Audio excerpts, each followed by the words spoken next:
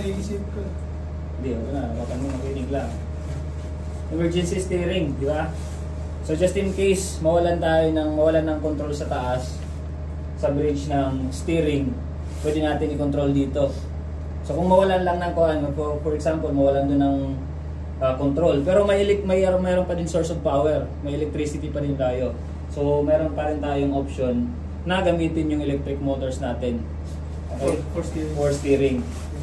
So yung gagawin lang natin, isi-switch lang natin yung knob niya dito sa local.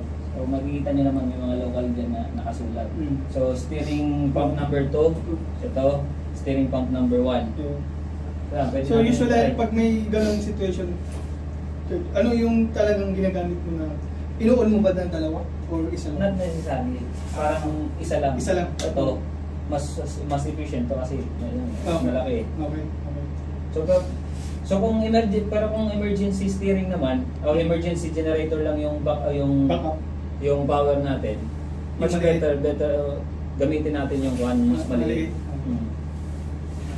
Pero anyhow, kung mawalan lang tayo ng control sa bridge ba, pwede natin itong gamitin na dalawa. May source of power pa naman. Pero kung emergency generator lang gamit natin, preferably, yung maliit yung gagamitin natin.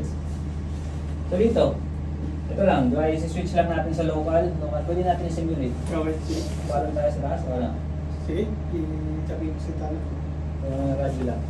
Pero kailangan most importante pala, yung means of communication natin from bridge papunta dito sa steering. So meron tayong tatlo dito. Okay? First, meron tayong yung ito, by telephone. Meron din naman tayo lumang telephone. Anong tawag dyan? Sa iyo? Oo, yan. Gumagana din yan. Kaso mas kuhan talaga to.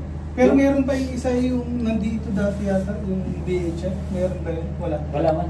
Ito lang mga kuhan. Tapos yung pinaka kuhan talaga, efficient talaga, yung radyo. Kasi mas klaro yun eh. Kasi ito minsan, pag walang power, mawawala dito eh. Mga intercom, mawawala din yan. Sa radio talaga yung kuhan, yung pinaka efficient. So sa bridge, wala na kaming gagawin dun, no? Kundi wala na. By command lang talaga. By command lang. So i-switch natin sa exit. Pwede na natin switch sa local yung number 2 para ma-simulate natin. Para sila yung mag-control sa taas. O ikaw na. Ako na. Kaso may radyo ba kayo? Sige.